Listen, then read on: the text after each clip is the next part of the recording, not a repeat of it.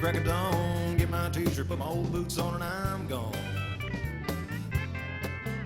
Well, get my dog and put him in the truck. We hit the road. F&T's Tailgate Adventures is brought to you by F&T's Fur Harvesters Trading Post, Kelly's Hay-Lights, Ultra Advantage Dog Food, F&T Canine Classic Hunting Dog Boxes, Dan's Hunting Gear, United Kennel Club, C&H Publishing, Wild Spirit Guide Service, Midnight Hunting World. Hello and welcome to F&T's Tailgate Adventures. This week we take you on a hunt up in the Upper Peninsula of Michigan with Dan Kirshner and Wild Spirit Guide Service. We got up with Dan again and his whole family. Dan takes his whole family to the woods with him. I have to leave mine behind, but Dan gets to take his out. And teamed up for a training session on bear. Couple of days of fast and furious bear action. Fast and furious, absolutely. In fact, we kicked it off right off the bat the first day. Well, we're back up north with Dan Kirshner, Wild Spirit Guide Service. Last year we ended up in Upper Peninsula, Michigan. Correct. But this year we're actually just across the state line in Wisconsin. Where are we hunting? I know we're in a national forest, and I've been seeing nothing but trees for a while, but where are we? We are in Florence County, about 15 miles west of the town of Florence. Yeah. And this is the Nicolet-Chuquamana National Forest. Okay.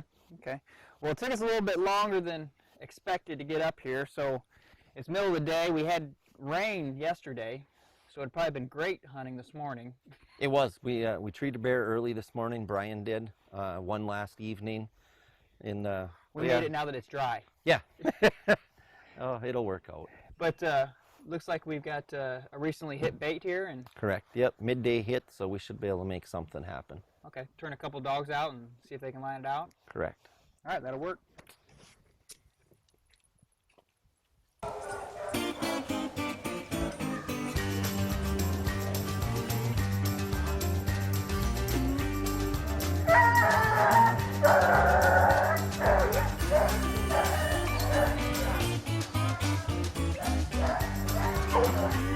So Dan, it sounded pretty hot. Yeah, they went out of there pretty good. They're working their way west a little bit. Now, which way? You said there's a highway not too far in there? Highway 70 is only about a mile south of us here right now, so we got to stay. So they're running parallel to it? They're paralleling it, yeah. About a half a mile north of it, half a mile south of us. Because, well, along with watching for traffic, we'd kind of like to get out in front of it and get some we were a second short of that last year. Yep. That second bear last year ran across the road and then dogs right after, and we missed the whole thing. A little research here. This is not our familiar territory. Well, you know, the highways are dangerous, but these GPS units sure do help. Oh yeah, they're a dream for crossing roads, being able to get ahead of the dogs, stay on top, and prevent a catastrophe. Right. I think we can make a move. I've got my bearings straight where we're at, and hopefully get back in the front and maybe get another road crossing. Well, who's in the race right now? Oh, we got Dixie and Spunky, Mickey, Stormy, and there must be, I think Brian probably has Sissy in there, it looks like. Mostly veterans, or? Yeah. Dixie's only, well, 13, 14 months old, but she's held the front on every race. I think she has like 22 races under her now this year, and all right. She's been at the front, treated bear by herself. She's cold trailing a little bit. She's looking really good. Good. Okay, well, if we need to get around and get out in front of them again. Yeah, let's go hit a road and see if we can't get on top of it. Okay. Well, we kind of split up. We ran around the other side, but that bear decided to change directions at the last minute. So they're just a few hundred yards in here, according to the GPS, and they're heading right for us. So it's going to be here, there, right up the middle of the trucks.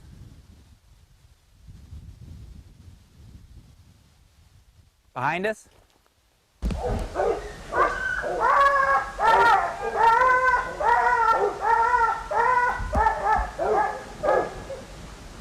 Well, we concluded day one with not a bear in a tree, but a bear we did get an opportunity to see and chase for quite a while. We chased it for a long time. As a matter of fact, it wore out the entire pack of dogs.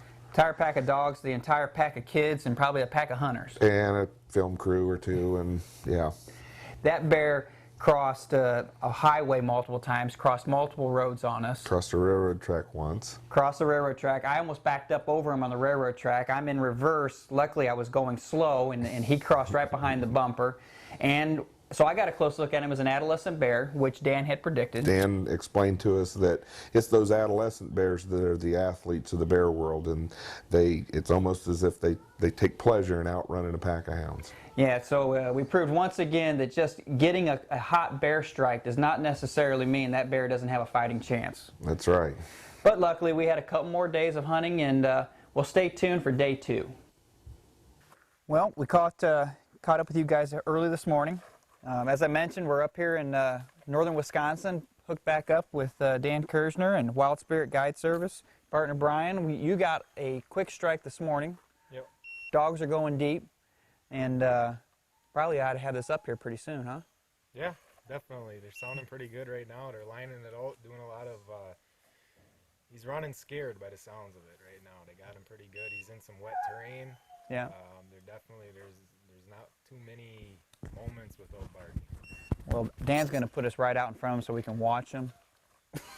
Maybe across a field or a pasture. Yeah, we've been doing really good at that. Yeah, okay. Well, the dogs have cut to the country, so I guess we need to try and get out in front of them or alongside them or something. Yep, we got to pack up and roll. Okay, let's go. 150 yards from us, we could make this bust. Quiet, Smokey. Is that because he hears those dogs? Yeah. Or? Did this guy see it? No, Brian's up here. He could hear the dogs, but he couldn't see it. Smokey! Shh! Bear behind you! Bear behind you! Just crossed!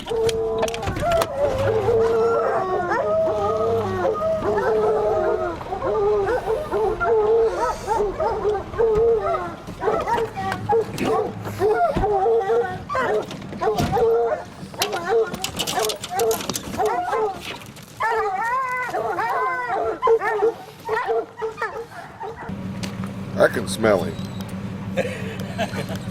That ain't no kid.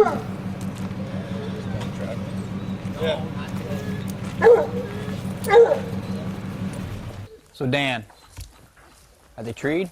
I believe so. What, did it go up too quick on those other dogs, or? Exactly. I think we put a fresh dump on them, Yeah. and I think the young dogs, they only went in about 400 or 500 yards, and they were so wound up, geeked up. Some of them turned around and came back down the back track. There wasn't the trail they were expecting, because No. there wasn't a trail anymore. No, they overshot it and just got all worked up. Yeah. Dogs were strung out and came back, but I think we got them. So what are we going to do, go down here and cut around the other corner? There's a little 2-track just up here they're only in about 500 yards, but I think that'll cut it down to about 200. So, All right, let's head around. all right. Well, we got back down around this trail. I don't know what it is. It was a way to get in here. Jonathan, you think Smokey's back in there now with him? Yeah. Okay. So they're not too much farther and go in here, and I ought to see a pretty good sized bear.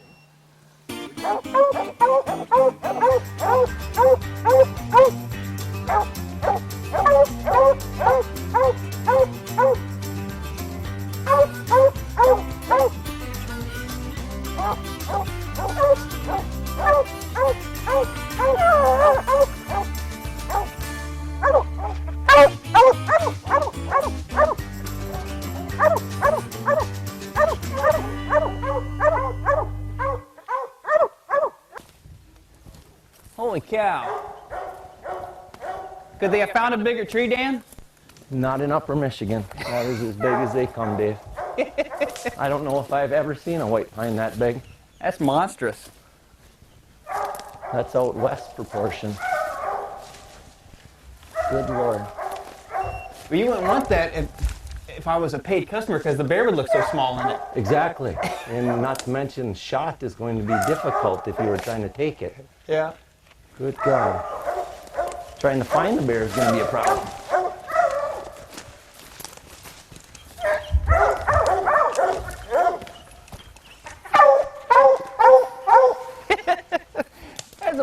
monstrous tree, man. But there's the bear. Yep.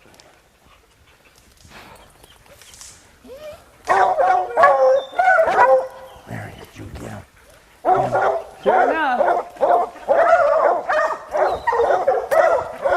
Where's he? Where is he?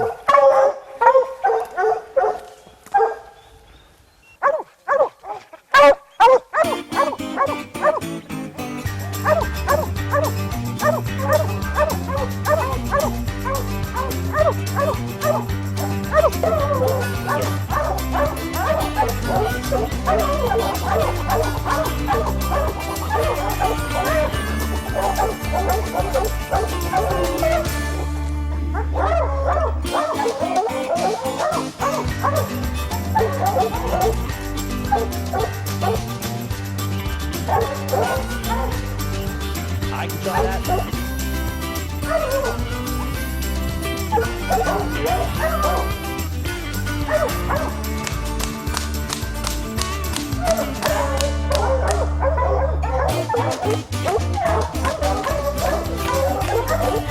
You want me to slow him down, Joe?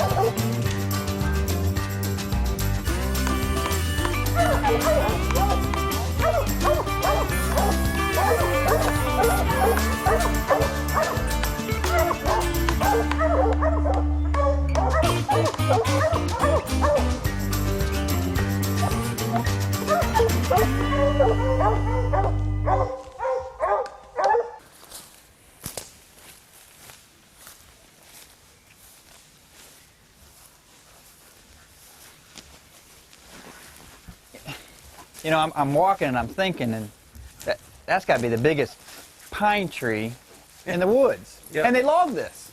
Oh yeah, it's amazing that that one got left behind. 'Cause I've never seen a pine that big in Michigan or Wisconsin before. Probably close to 5 feet on the butt and 150 feet tall. It was very tall. I mean, I've seen some big oak trees back home that wide, but half that tall. And the limb that bear picked was like a sofa for him. You know, he just sprawled out and didn't have to teeter or anything. No, he was so comfortable. It was very difficult to get him to come down and give us some decent footage. Yeah, we got him to, you know, move a little bit, but, you know, last year we were able to get those bear to come right down the tree, and that sucker's, he was practically snoozing up there. Yeah.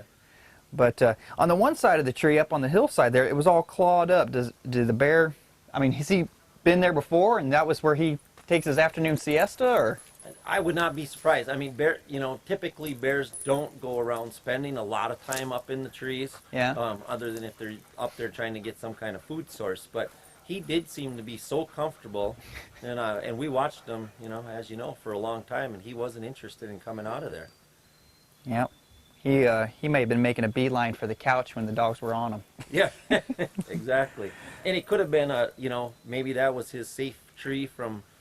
He was raised in that area, and you know that's where the sow and his other siblings spent their time. Very possible. Okay. Well, it's getting kind of late, so we think about heading back to camp and maybe trying to get another one going in the morning. That's our plan. All right, let's do that. Well, at the conclusion of day 2, we got back to bear camp and talked to Dan and Brian about the other types of hunts they guide out west, big cats and bear. Well, Dan, we're back here at bear camp, and we've once again been put into some beautiful countryside and some bears. We've seen some bears. Keep passing the bears and watching them in the rearview mirror, but putting some up. But, you know, I do mostly coon hunting, other than the opportunities with the show to get out with some, other hunters. And but I know you guys did some coon hunting in the past, not now, but in the past. So, where did it begin? I mean, did it start with coon hounds with you guys? Did it start with big game hounds and you did both? Where did you start? For me, as Brian, we both started coon hunting not all that far apart, actually. There's some family ties here. His dad started hunting with me, Okay. or vice versa, and his brother. They kind of drifted off from it, but he became a little bit more hardcore. But yeah, I was a coon hunting fanatic at one time. It was, 5 nights a week, 6 nights a week, a lot of times, and eventually there was some bears that just happened to get treed in some of those Menominee County UP cornfields at night while coon hunting. Yeah. And that kind of tipped my interest to the big game thing. So you eventually transitioned to bear hunting. And when you transitioned to bear hunting, is that when you started doing the guide service, or was it a while thereafter? No, it took a while for everything to fall in place. Some of it was just being in the right place. Somebody came into town, heard that we had dogs, and we tried a little bit and had some moderate success, and tried a little bit more and found a lot of success. And it kind of gives us the extra resources to do as much hunting as what we have been doing and what we want to be doing. Yeah. Now last year we got the opportunity to go on a kind of a unique hunt. We did a Russian boar hunt with you, and I know you do that in the bear hunting, but you also do you guide for deer hunters as well. We do some deer and hunting, bobcat, turkeys, and bobcats. The bobcat hunting gives the dogs that extra cold trailing. Otherwise there's so many months out of the winter here that we'd be sitting idle, that we don't have anything to do.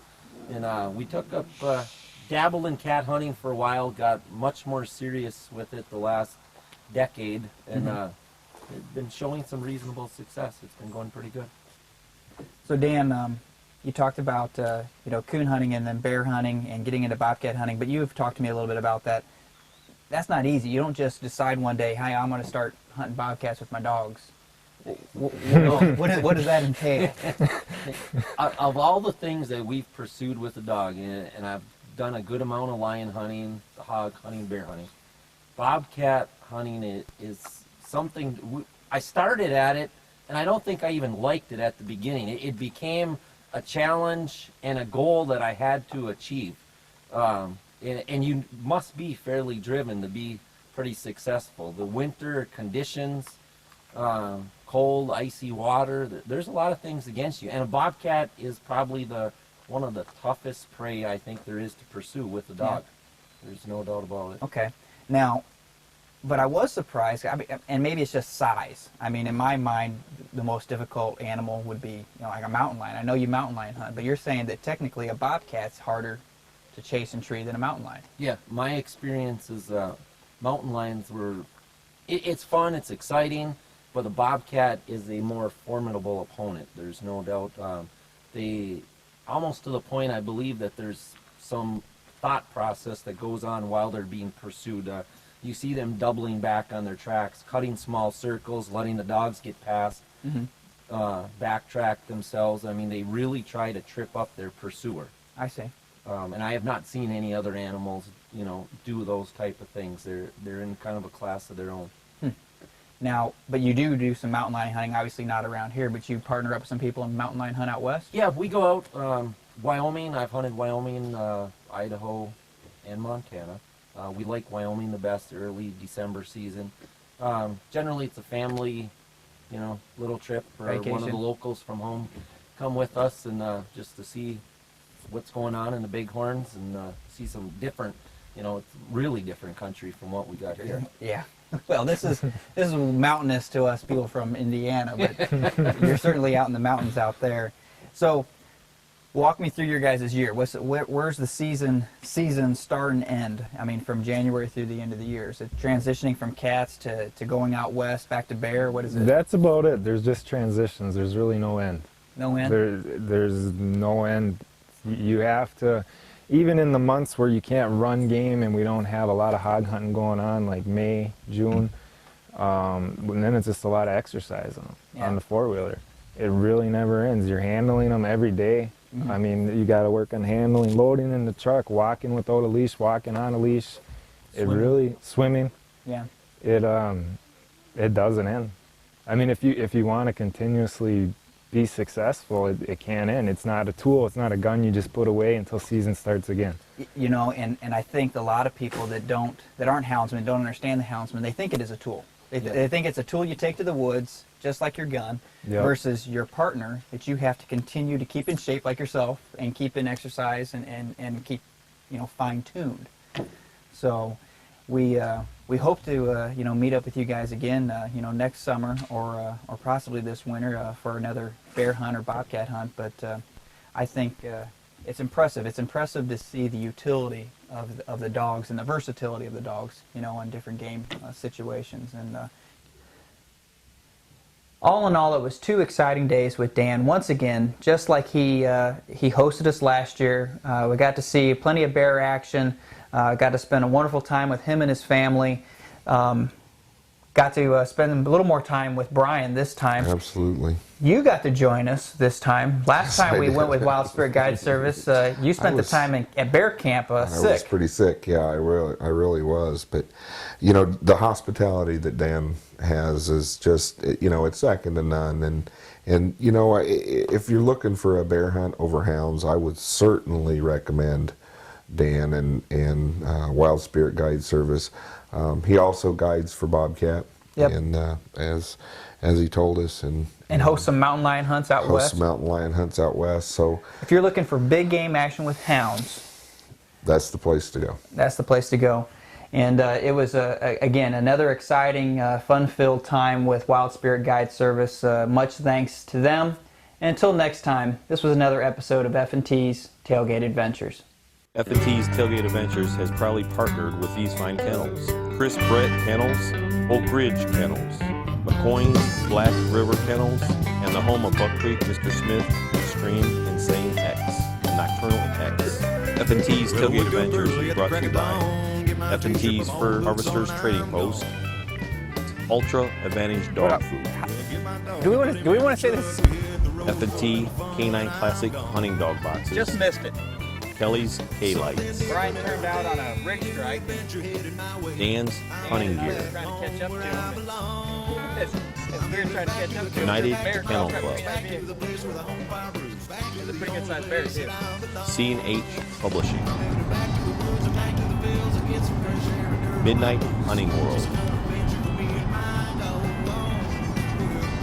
And Wild Spirit Guide Service. I'm afraid the suspense was more than you